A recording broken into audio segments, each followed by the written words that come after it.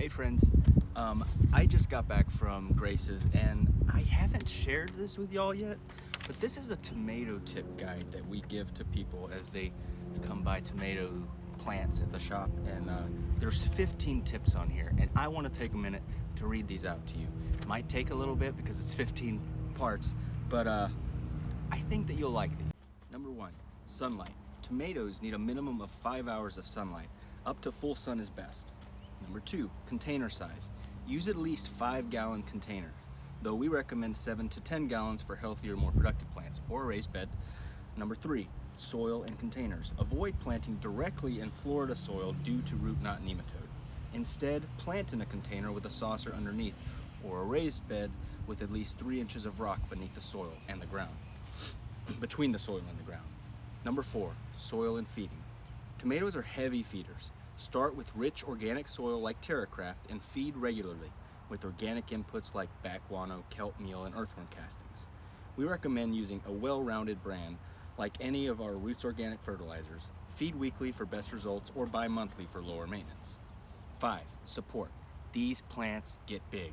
Plan to use a tomato cage, bamboo stakes, or a trellis to support them. Number 6, pest control. Be ready to handle pests early. We recommend spinosad for worms and Organoshield for whiteflies, thrips, spider mites, and other soft-bodied insects. Number 7, plant spacing. Space your tomato plants 3 to 4 feet apart to allow for airflow and healthy growth. Number 8, pruning. Remove all suckers until you see the first fruit, then thin the plant as needed to control growth. Most of our varieties are indeterminate except for aromas, so they will continue to grow throughout the season and need regular maintenance. And that is definitely true. These things need a lot of maintenance. Number 9, fruit production. For larger fruit, limit each truss to 3 to 4 tomatoes. More fruit per truss can lead to smaller tomatoes. Number 10, cherry tomatoes.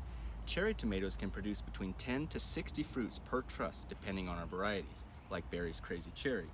You can leave all the fruit on the truss for cherries. Number 11, foliar feeding. Young tomato plants benefit from foliar feeding. A weekly spray or compost tea works wonders. That's what I just got done doing here. Number 12, temperature needs. Tomatoes need cooler nights to set fruit. Large varieties need an 18 to 20 degree temperature difference between day and night, while cherry tomatoes only need a 13 to 15 degree difference. This is why tomatoes thrive in Central Florida during fall and winter and spring, but they do not do well in the summer. Number 13, planting timing. Tomatoes start blooming around 6 weeks old. For fall planting, aim to plant in early October so blooming coincides with cooler temperatures. Number 14, spring planting. If planting in spring, start seeds indoors to avoid frost. Once planted outside, tomatoes can produce well into the summer. And lastly, number 15, watering.